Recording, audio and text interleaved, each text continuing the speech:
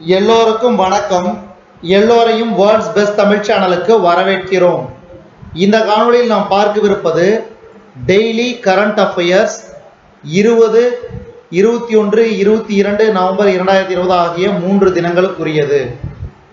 முதல் கேள்வி, எந்த இரு நகரங்களுக்கிடையே உதான் திட்டத்தின் கீழ் இரண்டாவது நேரடி விமான சேவை 20 நவம்பர் 2020 தொடங்கப்பட்டது? எந்த இரு நகரங்களுக்கிடையே உதான் திட்டத்தின் கீழ் இரண்டாவது நேரடி விமான சேவை 20 நவம்பர் 2020 தொடங்கப்பட்டது? சரியான விடை ஹைதராபாத், நாசிக்.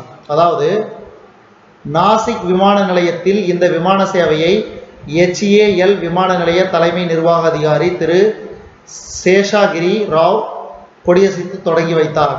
ஹைதராபாத் நாசிக் வழித்தடத்தில் அலையன்ஸ் ஏர் விமானம் ஏற்கனவே சேவையை தொடங்கியுள்ளது. இந்நிலையில் இரண்டாவதாக இந்த வழித்தடத்தில் ஸ்பைஸ் ஜெட் நிறுவனம் விமான சேவையை தொடங்கியுள்ளது. அடுத்தது, உதான் திட்டத்தின் கீழ் ஸ்பைஸ் ஜெட் நிறுவனத்தால் இணைக்கப்படும் எத்தனையாவது நகரம் நாசிக் ஆகும்? இதுக்கு சரியான விடை 14வது. 2019, 2020 ஆகிய இரு ஆண்டுகளில் 70 எத்தனால் திட்டங்களுக்கு எத்தனை கோடி ரூபாய் கடன் வழங்கப்பட்டது? இதுக்கு சரியான விடை ரூபாய் 3600 கோடி. அடுத்தது, இந்தியா தாய்லாந்தின் கடற்படைகளுக்கிடையேயான இந்திய தாய்லாந்து ஒருங்கிணைந்த ரோந்தின் எத்தனையாவது பதிப்பு 20 நவம்பர் 2020 நடைபெற்றது? இதுக்கு சரியான விடை ஆப்ஷன் டி 30வது. அதாவது இந்திய கப்பலான INS கார்முக், தாய்லாந்து கப்பலான கிரபூரி ஆகியவை இந்த ரோந்தில் பங்கேற்றன. இந்திய அரசின் சாகர் திட்டத்தின் ஒரு பகுதியாக இந்திய பெருங்கடல் பகுதியில் உள்ள நாடுகளுக்கு கண்காணிப்பு, பேரிடர் நிவாரணம் மற்றும் இதர உதவிகளை இந்திய கடற்படை செய்து வருகிறது. அடுத்தது, அஸ்ஸாம் மாநிலத்தில் காணொலி நீதிமன்றம் மற்றும் சலான் திட்டம் ஆகியவற்றை தொடங்கி வைத்தவர் யார்? அஸ்ஸாம் மாநிலத்தில் காணொலி நீதிமன்றம் மற்றும் சலான் திட்டம் ஆகியவற்றை தொடங்கி வைத்தவர் அந்த மாநில முதலமைச்சர் சர்பானந்த சோனோவால். அடுத்தது, ஆயில் இந்தியா லிமிடெட் நிறுவனத்தின் நில அதிர்வு ஆய்வை தொடங்கி வைத்தவர் யார்? ஆயில் இந்தியா லிமிடெட் நிறுவனத்தின் நில அதிர்வு ஆய்வை தொடங்கி வைத்தவர் தர்மேந்திர பிரதான். அதாவது நாட்டில் 5000 அழுத்தமூட்டப்பட்ட உயிரி எரிவாயு மையங்களை அமைக்க ரூபாய் 2 லட்சம் கோடி முதலீடு செய்யப்படும் என மத்திய அமைச்சர் தர்மேந்திர பிரதான் தெரிவித்துள்ளார். அடுத்தது, G20 தலைவர்களின் 15வது உச்சி மாநாட்டில் இந்தியா சார்பாக பங்கேற்றவர் யார்? G20 தலைவர்களின் 15வது உச்சி மாநாட்டில் இந்தியா சார்பாக பங்கேற்றவர் பிரதமர் நரேந்திர மோடி அவர்கள். அடுத்தது, G20 தலைவர்களின் 15வது உச்சி மாநாட்டிற்கு தலைமை தாங்கியவர் சவுதி அரேபிய இளவரசர் முகமது பின் சல்மான். தலைமை தாங்கிய நாடு பார்த்தீங்கன்னா Saudi Arabia. Saudi Arabia November 21, 22 ஆகிய தேதிகளில் கூட்டிய 15வது G20 உச்சி மாநாட்டில் பிரதமர் திரு நரேந்திர மோடி பங்கேற்றார். 19 உறுப்பு நாடுகளின் தலைவர்கள், ஐரோப்பிய யூனியன் மற்றும் அழைப்பு விடுக்கப்பட்ட இதர நாடுகள் மற்றும் சர்வதேச அமைப்புகள் கலந்து கொண்ட இந்த உச்சி மாநாடு COVID-19 தொற்று காரணமாக காணொலி காட்சி மூலம் நடத்தப்பட்டது. அடுத்தது, 2020ஆம் ஆண்டுக்கான G20 நாடுகளின் நிதியமைச்சர்கள் கூட்டத்தில் இந்தியாவின் சார்பாக கலந்து கொண்டவர் யார்? இது சரியான விடை மத்திய நிதியமைச்சர் நிர்மலா சீதாராமன். அடுத்தது, தேசிய மாணவர் படை அதன் 72வது ஆண்டு விழாவை எப்போது கொண்டாடியது? இதுக்கு சரியான விடை 22 நவம்பர் 2020. அடுத்தது, இந்தியா, சிங்கப்பூர், தாய்லாந்து ஆகிய 3 நாடுகளுக்கு இடையேயான கடற்படைகளுக்கு இடையே நடைபெற்ற முத்தரப்பு பயிற்சியின் பெயர் என்ன? இதுக்கு சரியான விடை சைட்மெக்ஸ் 20. சைட்மெக்ஸ் 20. இந்தியா, சிங்கப்பூர், தாய்லாந்து ஆகிய 3 கடற்படைகளுக்கு இடையே உள்ள முத்தரப்பு பயிற்சியின் பெயர் சைட்மெக்ஸ் 20. அதே இந்தியா சிங்கப்பூர்னா சிம்பெக்ஸ் 20. அதே மாதிரி இந்தியா இலங்கைக்கு இடையேயான கடற்பயிற்சிக்கு ஸ்லீனெக்ஸ். அடுத்தது, மலபார் பயிற்சி பார்த்தீங்கன்னா ஆஸ்திரேலியா, ஜப்பான், அமெரிக்கா, இந்தியா ஆகிய 4 நாடுகளுக்கு இடையே நடைபெற்ற கடற்படை பயிற்சியின் பெயர் மலபார் 20. இதெல்லாம் ஞாபகம் வச்சுக்கணும். எப்பவுமே ஒவ்வொரு போர் பயிற்சியினுடைய பெயர்கள் ஞாபகம் வச்சுக்கணும். ஏன்னா அதுதான் அடிக்கடி கேட்கறதுக்கு சான்சஸ் இருக்குது. அதாவது இந்திய கடற்படைக்கு சொந்தமான நீர்மூழ்கி கப்பல்களை தாக்கி அளிக்கும் கப்பலான கமோர்டா மற்றும் ஏவுகணை தாங்கி கப்பலான கர்முக் ஆகியவை இந்த பயிற்சியில் பங்கு பெற்றன. அடுத்தது இனி வருவது முக்கிய நிகழ்வுகள் தகவல் வாயிலாக.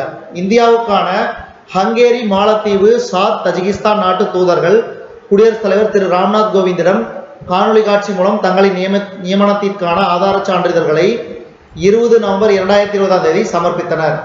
ஹங்கேரி தூதர் திரு ஆண்ட்ரஸ் லஸ்லோ கிரேசி, மாலத்தீவு தூதர் டாக்டர் உசேன் நியாஸ், சாத் தூதர் திரு சவுங்கி அகமது, தஜிகிஸ்தான் தூதர் திரு லுக்மன் ஆகியோர் காணொலி காட்சி மூலம் தங்களின் நியமன ஆதார சான்றுகளை சமர்ப்பித்தனர். இவற்றை குடியரசுத் தலைவர் திரு ராம்நாத் கோவிந்த் ஏற்றுக்கொண்டு வாழ்த்து தெரிவித்தார்.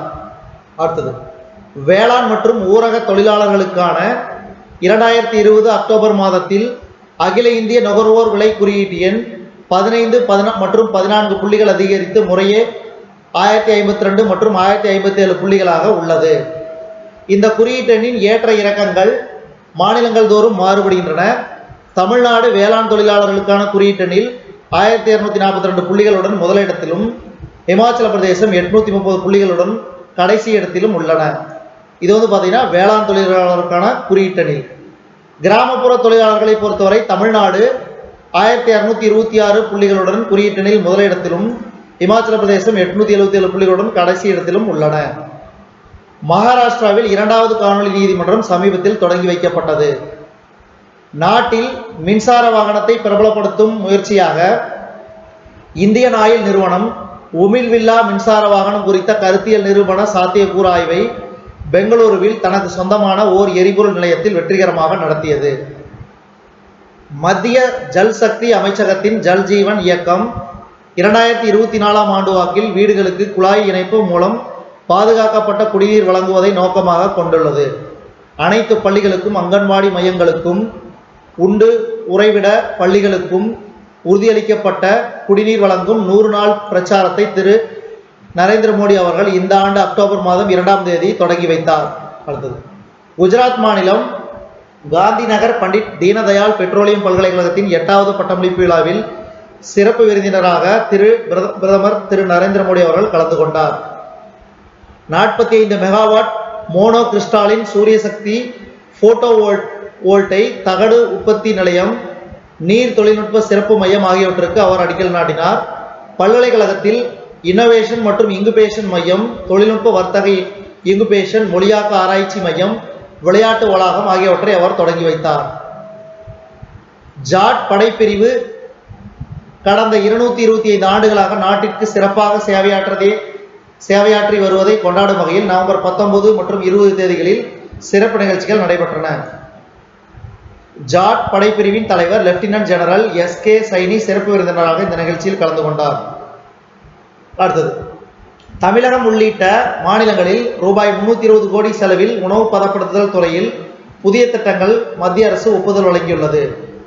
அடுத்தது நமது நாட்டை பாருங்கள் என்ற வரிசையின் கீழ் இந்தியாவின் மறைந்திருக்கும் மாணிக்கங்கள் என்ற தலைப்பிலான இணைய கருத்தரங்கை 21 நவம்பர் 2020 மத்திய சுற்றுலா அமைச்சகம் நடத்தியது. இதுவரைக்கும் நம்ம இந்த காணொலியில் பார்த்தது டெய்லி கரண்ட் அஃபேர்ஸ் 20, 21, 22 நவம்பர் 2020 ஆகிய 3 தினங்களுக்குரியது. இந்த காணொலி உங்களுக்கு பிடிச்சிருந்துச்சுன்னா லைக் பண்ணுங்க, கமெண்ட் பண்ணுங்க, மறக்காம இந்த காணொலி உங்க நண்பர்களுக்கும் மற்றவர்களுக்கும் ஷேர் பண்ணுங்க. இதுவரைக்கும் நம்ம வேர்ல்ட்ஸ் பெஸ்ட் தமிழ் சேனலை சப்ஸ்கிரைப் பண்ணாதீங்க, சப்ஸ்கிரைப் பண்ணிங்க, கீழே இருக்கிற பெல் பட்டனை பிரஸ் பண்ண மறந்துடாதீங்க. நம்ம வேர்ல்ட்ஸ் பெஸ்ட் தமிழ் சேனல்ல டெய்லி கரண்ட் அஃபேர்ஸ் 20, 21, 22 நவம்பர் 2020 ஆகிய 3 தினங்களுக்குரிய தினசரி நடப்பு நிகழ்வுகளை காணொலி வாயிலாக பார்த்தமைக்கு நன்றி.